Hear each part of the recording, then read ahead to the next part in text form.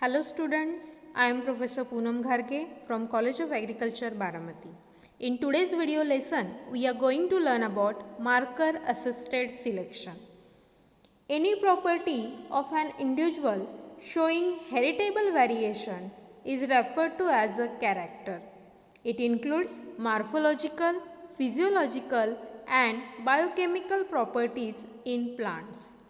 Plant characters are of two types, that is qualitative character and quantitative character. Qualitative character means these are the character which is governed by one or few genes, while quantitative characters are governed by several genes.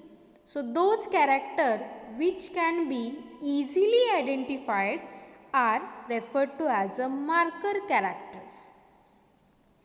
So marker, you know that every living organism which is made up of cell, that is programmed by genetic material, and that genetic material we call DNA. Okay. So the molecules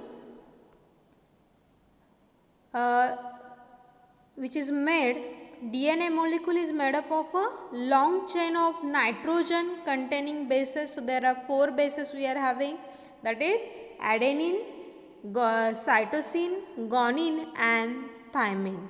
So all these 4 bases are going to make us with they are going to make us our DNA particle or DNA molecule with the help of nitrogen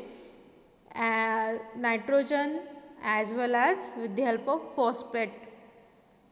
Okay, so a molecular marker is a small region of DNA showing a sequence polymorphism in different individuals within a species or among different species. So DNA marker is nothing but it is a small region present on a chromosome or a locus. They are showing us a different shapes or difference for particular character. So that is called as a marker. So here suppose this is chromosome, this is our trait of interest.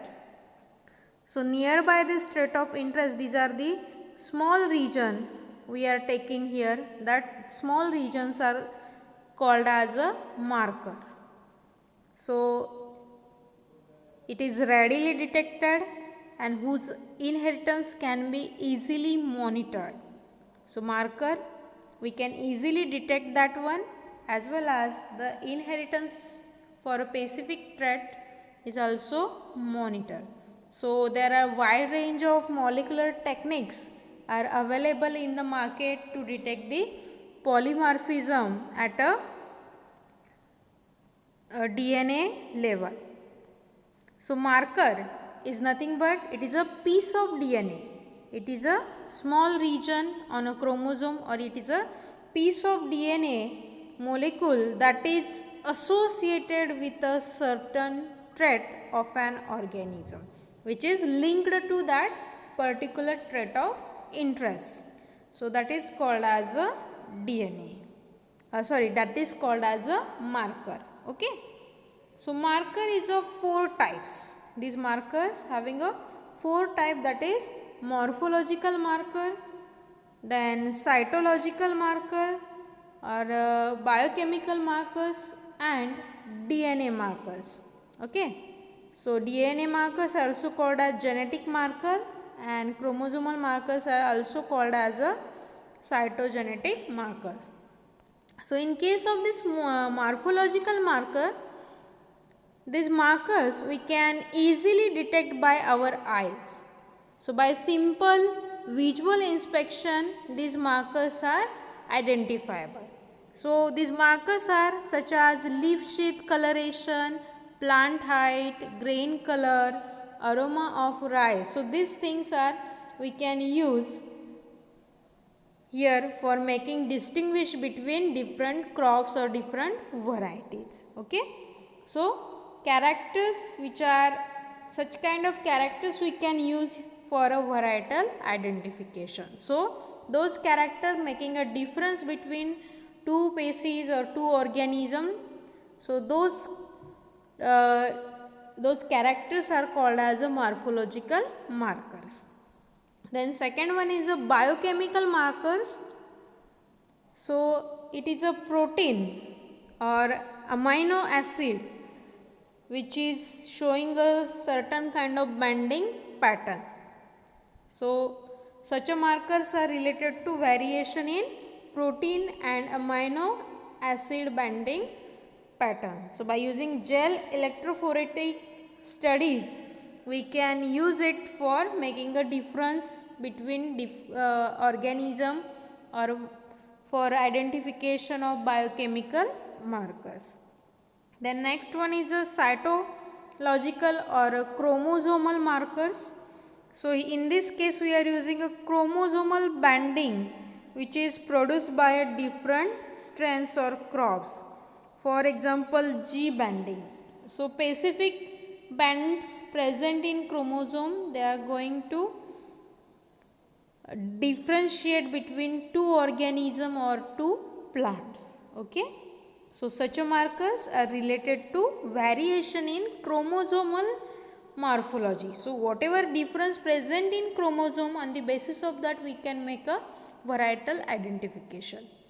Then the last one is molecular marker or the DNA markers, or it is also called as a genetic marker. So these are the unique gene or a DNA sequence occurring in the proximity of gene or locus of interest can be identified by a range of molecular techniques such as RFLP, RAPD, AFLP, DAF, SCAR, microsatellite or single nucleotide polymorphism detection. Okay.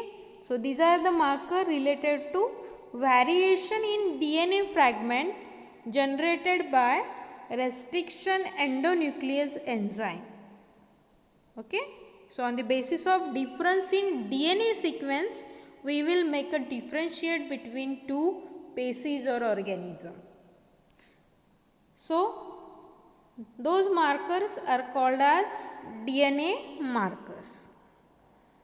So what is the difference between gene and marker? So gene of interest directly causes production of protein or RNA that produce desired trait. So gene is directly involved in the production of that specific trait or phenotype, while marker is just a DNA sequence, or sometimes it is a morphological or biochemical marker that do not that is just help to, or that is produced due to that DNA, are genetically linked to gene of interest. So marker is lying in the vicinity of that gene, but it is not involved in the production of that trait as it is. Okay, while gene is directly involved in the production of that desirable trait or phenotype.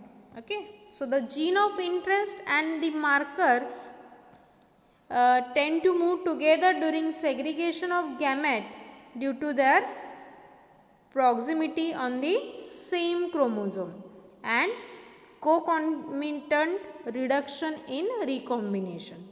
So these marker and genes are having a very tight linkage, and due to which they are not going to show us a recombination event or crossover events are not takes place, and due to which they will move from one generation to the next generation as it is. So sometimes if we are not knowing a gene of interest, that time this marker which is linked to that gene of interest we can use for making selection of individual with desirable alleles of the gene of interest. Okay.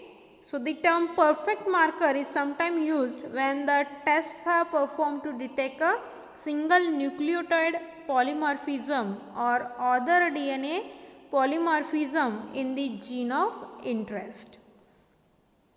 So what is meant by marker assisted selection?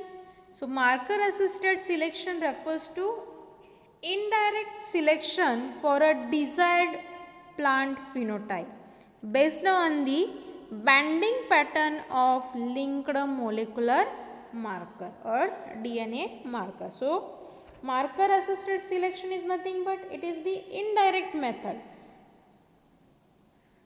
in which we are making a selection of our desirable plant phenotype by observing or by visualizing the DNA banding pattern. So, it is also called as sometime marker added selection. Okay. So, the concept of this marker assisted selection is it is possible to infer the presence of gene from the presence of marker, which is tightly linked to the gene of interest. As I said before, the gene and marker are having a tight linkage, and therefore, if you observe the presence of marker, it strongly said that gene is also present on the nearby on the same chromosome in the vicinity of that marker. Okay. So, if a marker and a gene are located far apart, then the possibility of their transmission together to the progeny individual will be also reduced due to double crossover recombination event. So, marker and gene is having a more distance on a chromosome, then there is chances of having a crossover event, and due to crossover event their linkages break down. Okay. And due to which the chances of moving together the gene of interest and marker is also reduced here due to crossover recombination events. So, there are prerequisites. In case of marker assisted selection, two things we have to consider. We require a tight linkage between marker and gene of interest, and second thing is required, that is a high heritability of the gene of interest. So, for marker assisted selection, there are three types of breeding populations are used. In that, the first one is near isogenic line, it is called as NEIL. Second one is introgation lines, and third one is bulk segregation population. So, this near isogenic lines differ in the presence or absence of the target gene or gene of interest and a small region flanking the target gene. So, how we can isolate, what is the difference between NEIL? So, either they will have a gene of interest, presence or absence. On the basis of you will make a differentiate, as well as a small flanking the target gene. Okay. So, if the source of the gene and recurrent parent are sufficiently divergent, markers will reveal polymorphism between this near isogenic line and recurrent parent. So, if you cross this recurrent parent and the NEIL or whatever two parents you have selected, if they are having a sufficiently genetic constitution different, then the resulting near isogenic line will show a polymorphism, and that can be assessed by using this DNA marker technology. So, markers tightly linked to the Pseudomonas resistance in tomato and the downy mildew resistant genes in lettuce have been identified using this near isogenic line. However, these near isogenic lines are not available for many traits, and generation of this near isogenic line is a time consuming. Okay. Second one is the introgation line. So, these are the line are nearly isogenic to the recipient parent, they are resemble to your recipient parent except for the donor gene. So, what is the difference? They are having the same genetic constitution as your recipient parent, but they do not have this donor gene. So these lines are useful in identification of marker linked to the major genes as well as fine mapping of QTL. Okay. Then third one is bulk segregation population. So this method is developed by the scientist Mitchell Moore et al.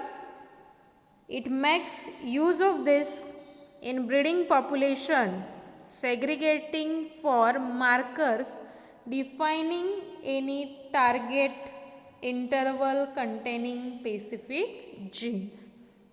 So when to go with this population?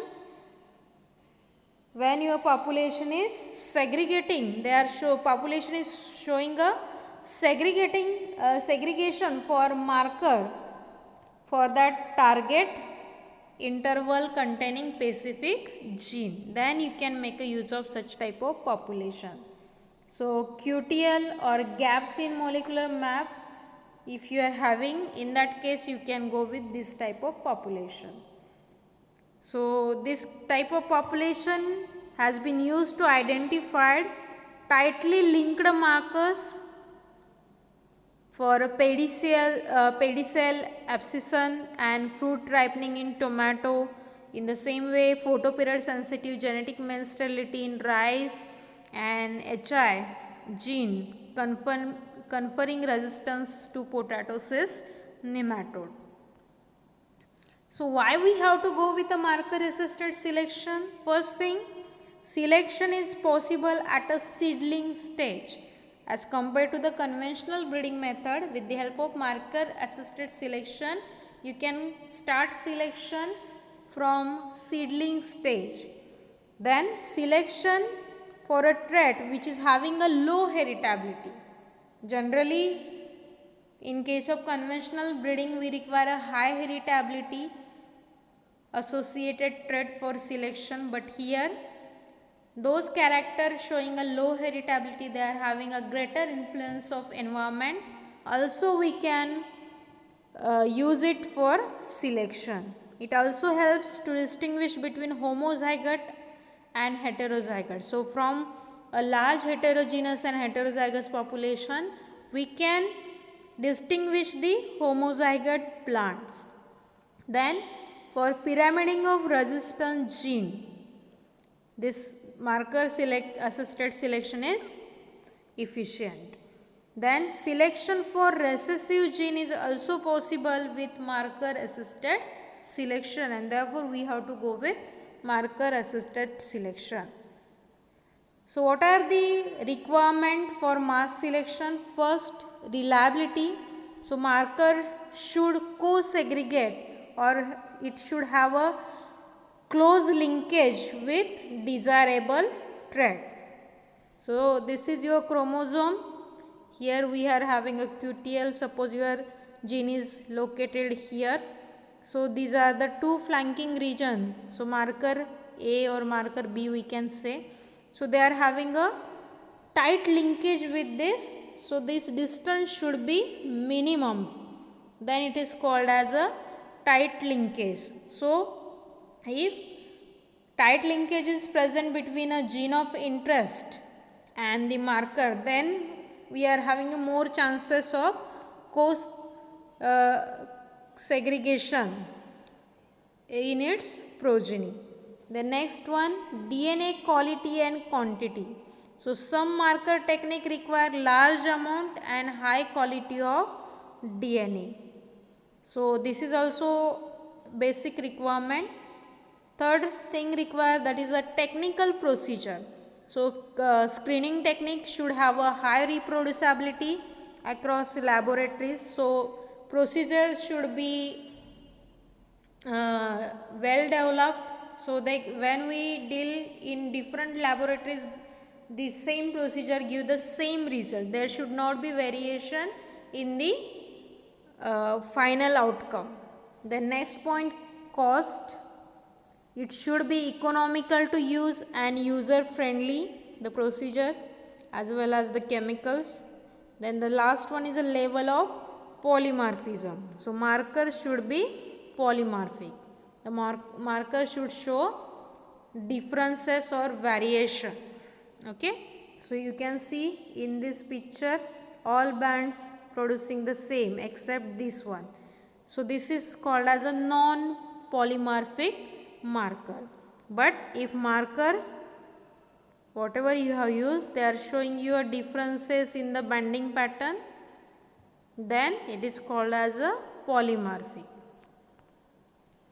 The next point is features of marker assisted selection.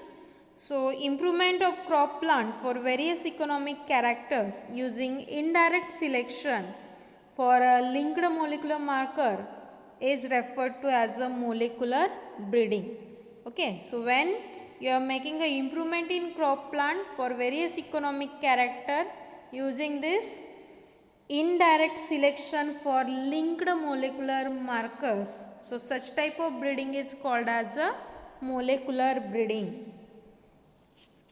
So first thing or first feature, other terms used for this marker assisted selection are marker added selection, marker assisted breeding, as well as some it differs from gene assisted selection. So gene assisted selection and marker assisted selection, these are two different terminologies.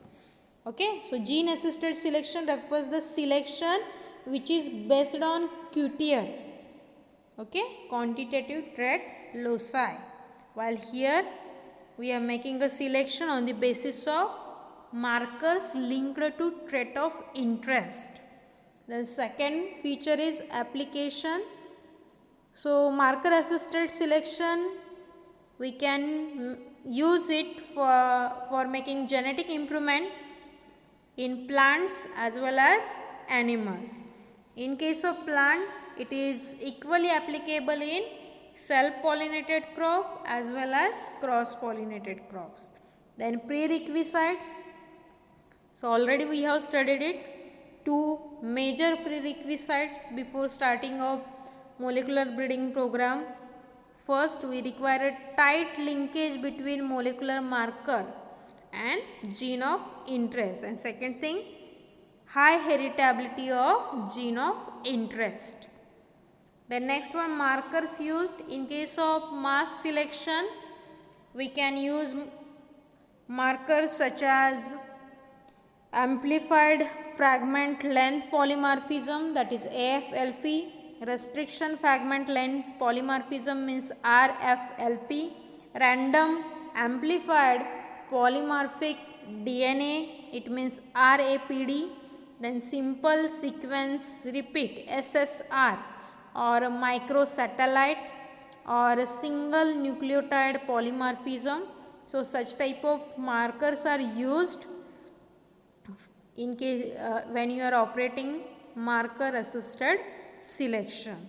So but which marker you have to use for molecular breeding program, that differs from species to species.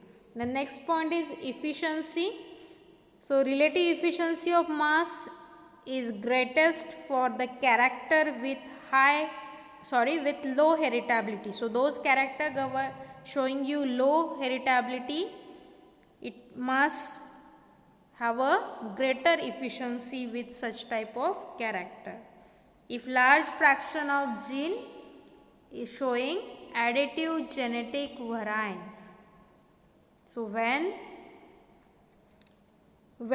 this marker assisted selection will show greater efficiency with low heritability if the character showing you a large fraction of additive genetic variance is associated with marker loci, or in other words we can say mass is useful when heritability of trait is low. Accuracy. So molecular markers are having a high accuracy which is not affected by environmental condition, and therefore marker assisted selection is a new breeding tool which is more accurate and useful in selection. So mass also allows heritable traits to be linked to the DNA which is responsible for controlling that trait. The next point is speed of progress. So mass selection is a rapid method of crop improvement compared to conventional breeding. In conventional breeding, for transfer of recessive character through backcross, one selfing is required after every backcross. Okay, but in case of mass, it permits identification of recessive allele even in a heterozygous condition, and therefore it's going to speed up the crop improvement work. The next one is trait improved. So generally mass we can use for both type of traits such as oligogenic trait and polygenic trait. But generally or most commonly this marker assisted selection is used for the genetic improvement of oligogenic trait compared to polygenic trait. The next point is material required. So mass leads to development of non-transgenic genotype or cultivar, or in other words, whatever varieties developed by marker assisted selection, they are non-transgenic cultivars, and therefore this cultivar face public resistance or they are more acceptable by the consumers. Next point is cost. Compared to other phenotypic methods of selection, marker assisted selection is a very costly method because it includes equipments, consumables, infrastructure, labor, DNA extraction process, etc. And therefore mass requires a sophisticated and well equipped laboratory. Then next point, in case of conventional breeding, generally we are going to cross two parents. Okay, recipient parent, we are crossing with this donor parent, then we are getting a F1 generation, we are growing from this F1 generation, it's F2 generation which is having a large population consisting of thousands of plant, and in this F2 generation we are making a phenotypic selection. So how we are making a phenotypic selection? Suppose you are dealing with salinity tolerant, then we have to grow this F2 generation in this salinity containing media. So for that salinity screening we have to do in greenhouses or glass houses. For bacterial diseases we have to spread the inoculum in the field, as well as if you are considering with nutritional deficiency, then we have to prepare first the plots which is having a deficiency of that particular element, and then we are going to grow this one, and after that we are making a selection. After selection again you have to conduct field trials and the remaining procedure. So with the help of marker assisted selection, initially the process remains same. We have to cross between two divergent parents, susceptible and resistance, or recipient and donor parent. You are getting a F1 population, then from this F1 we have to grow F2 generation. Again we are having a large population consisting of thousands of plant, and here we are doing the DNA isolation of both parent 1 and parent 2, and we have to observe the banding pattern. So banding pattern you can see here, a white color band is present at the base, while for susceptible parent the band is present here. So on the basis of that, individual plant, whatever plants you are having large number of plants, we are isolating DNA from each plant and we are observing their banding pattern. So after taking a banding pattern of each plant, okay, so suppose this is what we have to do, we have to screen. So we have to observe the banding pattern of resistant parent. So the banding pattern similar to resistant parent, those plant we have to select, otherwise we have to discard. So suppose you can see this plant is going to show us 2 bands, therefore we are discarded these plants. Also the third number plant, this one showing a banding pattern same as your parent P1, therefore we don't want it. If you see this plant and if you check the bending pattern of this plant with this, which is similar to resistant parent, therefore we are selecting these plants. Okay. In the same manner, individual plant we are screening and we are making a selection on the basis of this bending pattern of molecule. So this method is based on DNA marker. Okay, phenotypic selection is based on DNA marker. So in year 3 or in up to generation, you will make a selection of resistant plant. So what is the difference between conventional breeding and molecular breeding?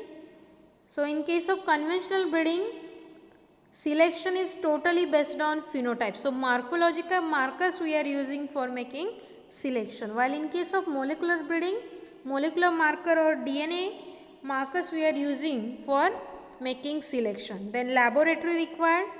For conventional breeding, simple laboratories are required, while for molecular breeding we require a sophisticated laboratory. Then effect of environment is very high in case of conventional breeding, while in case of molecular breeding there is no effect of environment on identification of DNA markers. Then accuracy of method is medium to high, while in case of molecular breeding accuracy is very high. Time required is very long time, near about 10 to 15 year time is required to develop a new variety. If you go with a molecular breeding, short time, near about 3 to 5 year time is required to develop a new variety. Then cost involved, low to medium. In case of molecular breeding, cost is more. Then health hazard. In case of conventional breeding, we are having a problems like a mutation breeding. So there may be, due to selection, mutation will be takes place, and if you are going with only mutation breeding, then there is a chances of having a health hazardous problem, because we are using a physical mutagen such as X-ray, gamma ray. While molecular breeding, it is also little bit health hazardous if we are involving radioactive labeling. Suppose we are using isotopes P32P like that for making identification of or making a selection of plant, so it may have some time problem. Then effect of gene interaction is very high in case of conventional breeding, while in case of molecular breeding there is no effect of gene interaction. So mapping of QTL is not possible in conventional breeding methods. If you go with a molecular breeding, it is possible to map a QTL. Then screening at seedling stage is not possible in conventional breeding, while in case of molecular breeding it is possible to screen at a seedling stage. Okay. So students, we are going to stop here. In the next lecture we are going to cover the remaining part, that is steps in marker assisted selection, merit, demerits and achievements. Okay. So thank you.